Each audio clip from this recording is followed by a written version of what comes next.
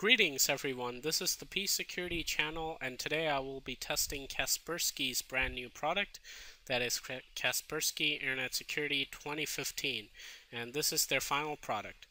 So Kaspersky is also one of the most popular paid anti-malware programs, so I'll be definitely giving it my complete review treatment.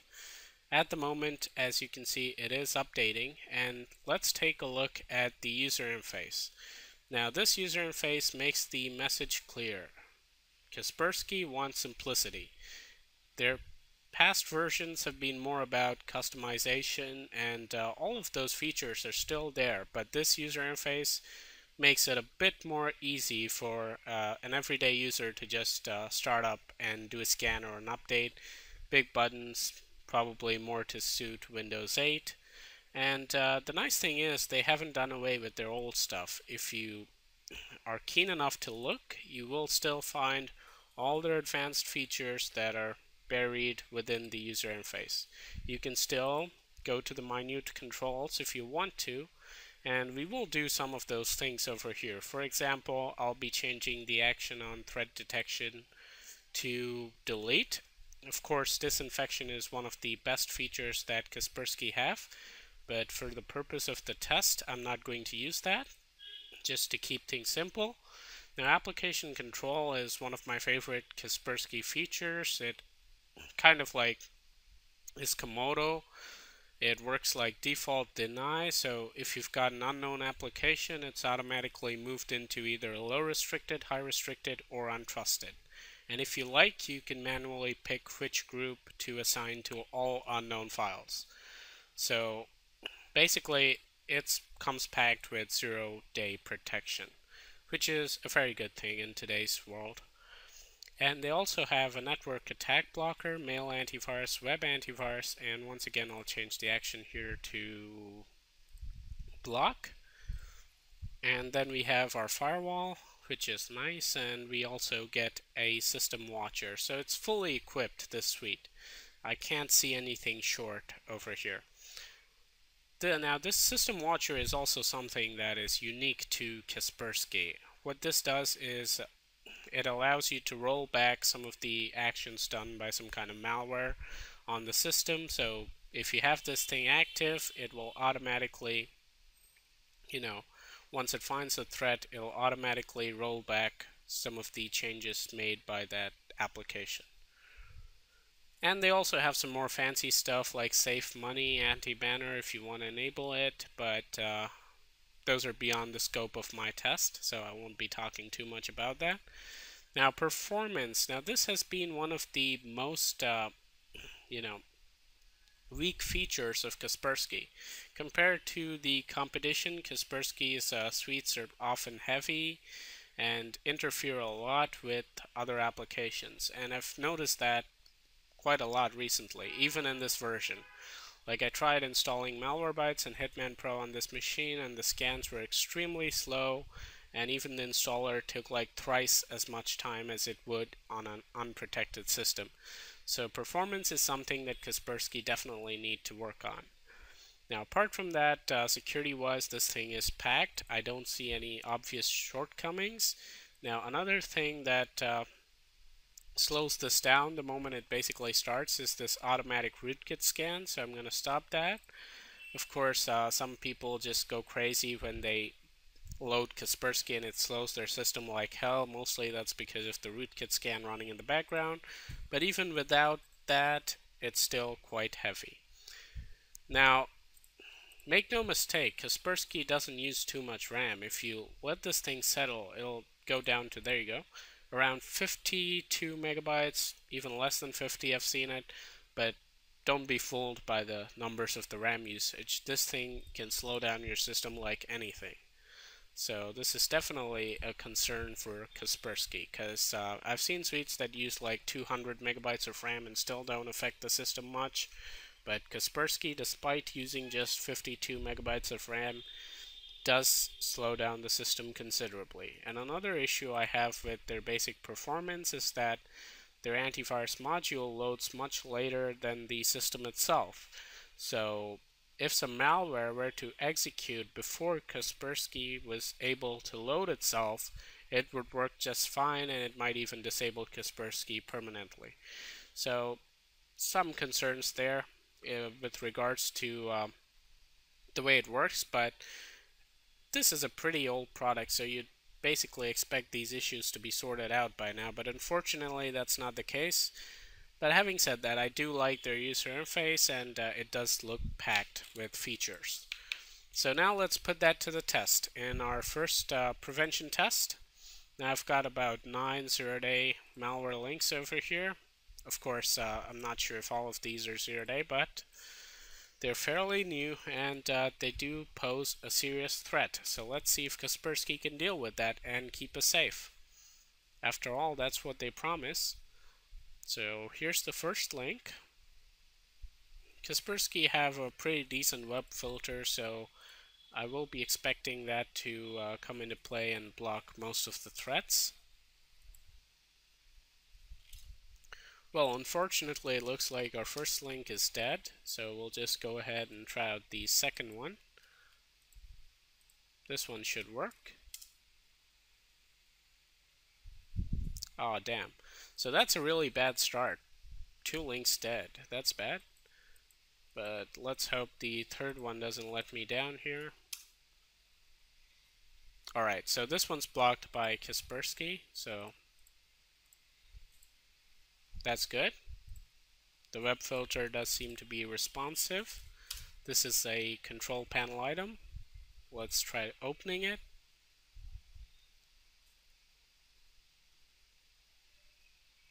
And it can't be downloaded, so I'm assuming Kaspersky got it, but since I haven't gotten an alert, I'm going to retry it. Alright, it's not gonna work because Kaspersky must have blocked it. So let me just show you one more time that it is up to date. Of course it does say that it's up to date, but I'll just do the check one more time.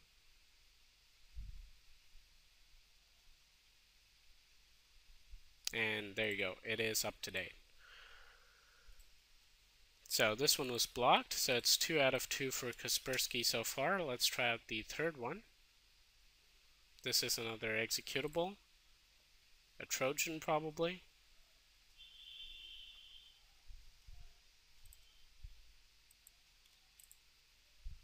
Let's try running it. Once again, I'm not seeing any alerts from Kaspersky, but this file does appear to have run, but there you go. Once it runs, it does get detected, and it hasn't been processed yet. Okay, dangerous behavior. So Kaspersky 0-day components in action here. Some registry key modification got blocked, and now it wants us to disinfect and restart the computer. So basically I'll try run through this link test before I do the disinfection. Let's try opening the zip file.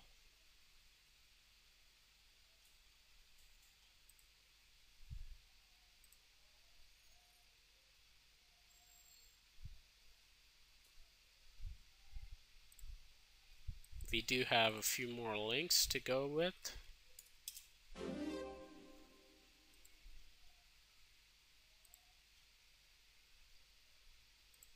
Let's try running this file. The previous one appears to have been blocked, and this one's blocked as well. So both of these links were blocked. However, I'm not happy that their web protection took such a long time to respond, and I almost managed to download the files, but I'm pretty sure the file shield would block it anyway. So let's go ahead and try this one. So this one's also caught by the web prevention, web antivirus, that's what they like to call it. Let's try this one. This is the last link. Let's try running it. And it appears to have been blocked as well. There you go, it cannot be downloaded.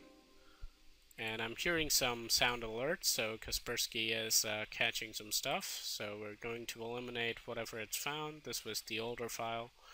So I guess this is the one that requires the restart. So that's the only one that can be fixed. And now I'm going to restart the computer.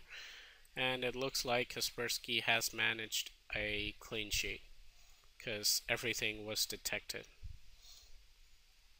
So I'll just allow their advanced disinfection to take place, and then we'll just reboot the computer and continue with the test.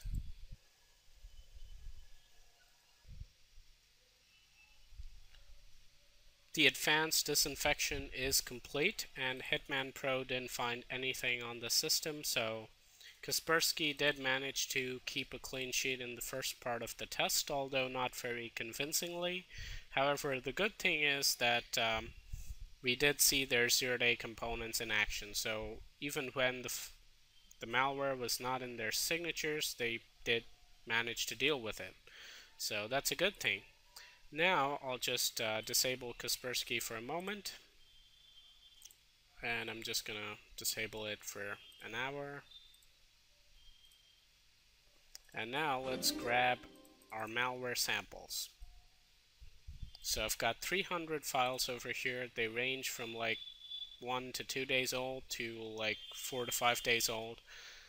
So it should be a pretty good mix, and it should give us an accurate sense of what kind of detection ratio Kaspersky is able to manage. For those who are interested, I'd like to mention that MCSoft managed a detection ratio of around 95.6% on these samples. So that is something to compare it against.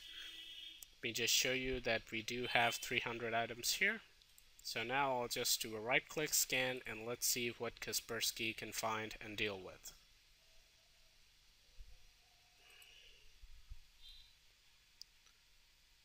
Well, I did complete 2 scans with Kaspersky, and it finally reports that it has removed everything it found, and we're left with 60 items, so that gives us a detection ratio of 80%.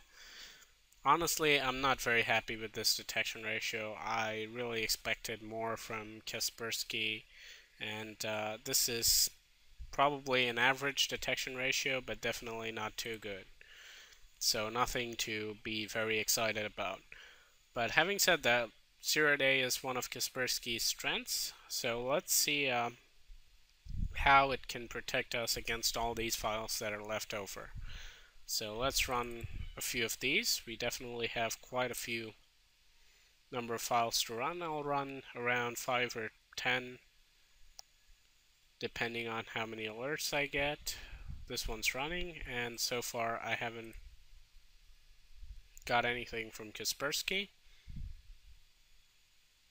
and it's taking up a lot of the CPU right now. As you can see, it's probably making things pretty slow over here.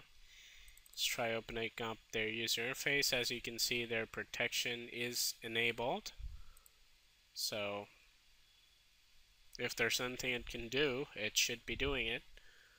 Now let's try running another file.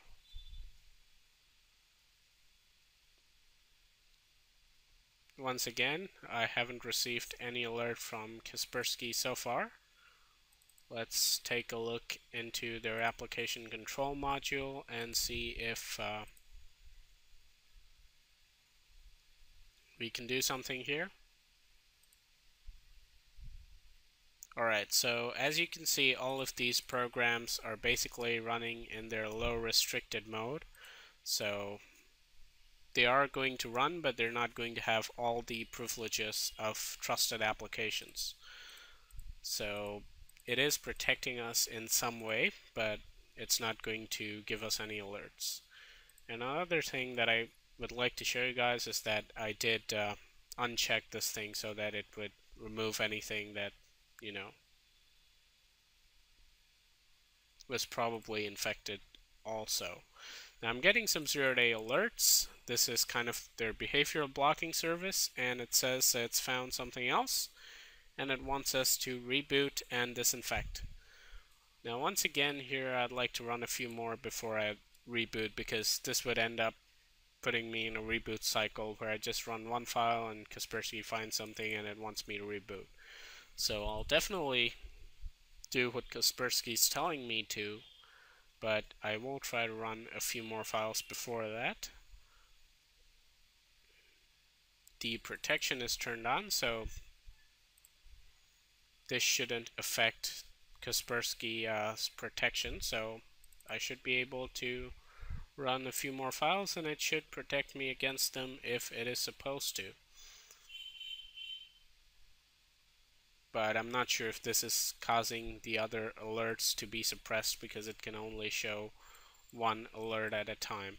So anyway, I'll just do whatever Kaspersky wants me to do, make it happy. So I'll disinfect and restart the computer, and then we'll continue and we'll run a few more files. I did see something pop up there, but it just disappeared too quickly. The reboot is complete, Kaspersky is back up and running, and one file has been removed, so let us continue running some more files.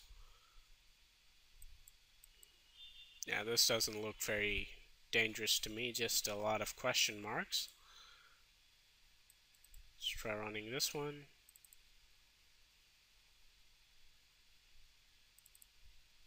Okay, that thing disappeared. I don't know if it deleted itself or if Kaspersky did something.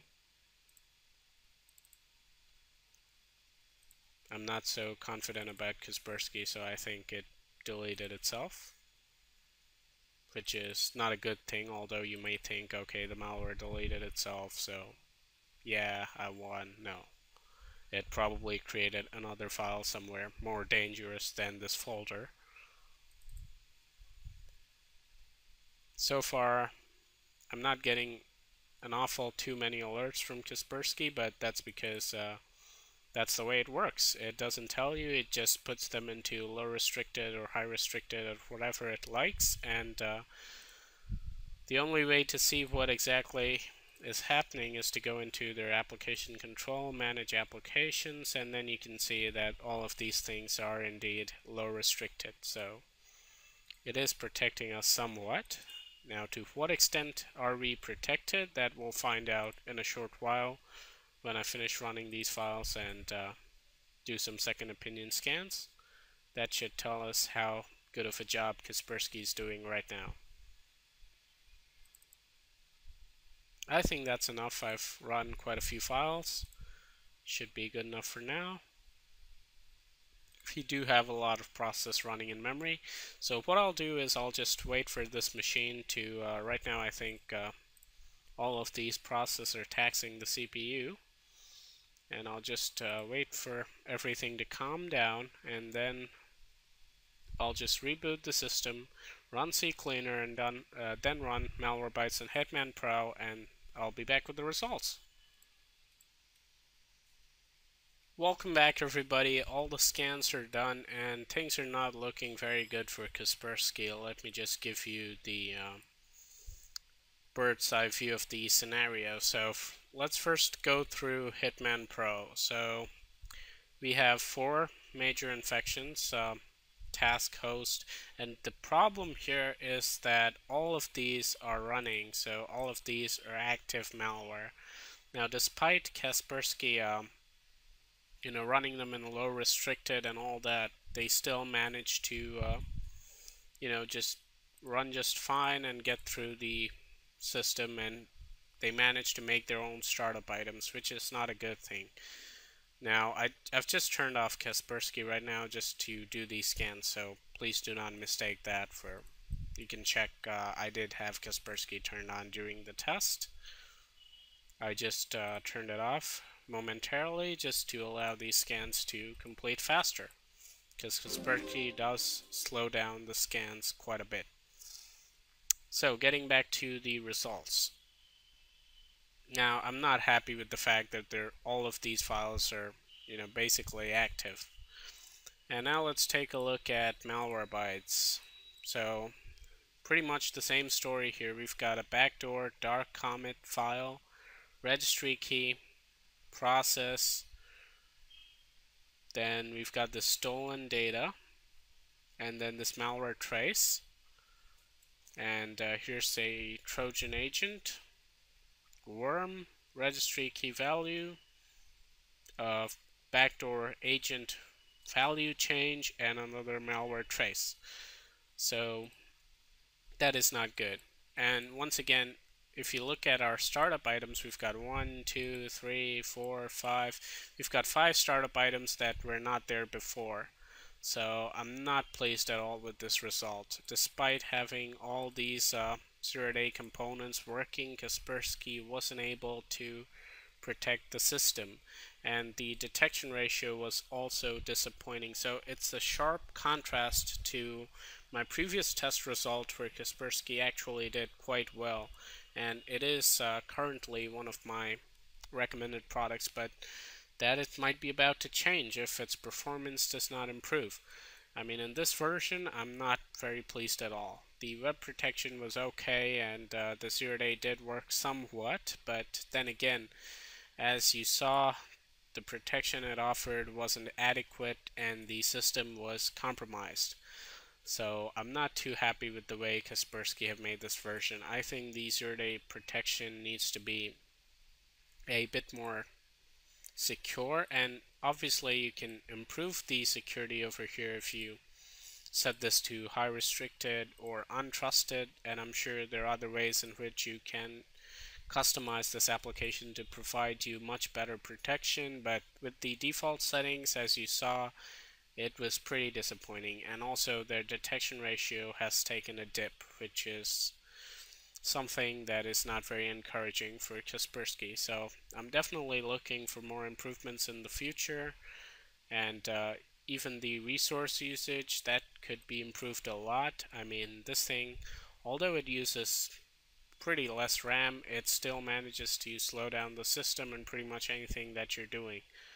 So, definitely a lot of improvements to work on for Kaspersky. So I hope you guys enjoyed this review. I was not very pleased, but it was interesting to test it out nevertheless. Hope you guys enjoyed it. If you did, like the video, comment, rate, and subscribe. Tell me what are your thoughts on the new Kaspersky Internet Security. Did you find it doing better or worse? Write down your opinion in the comments below, and I'll see you guys in the next P Security channel video.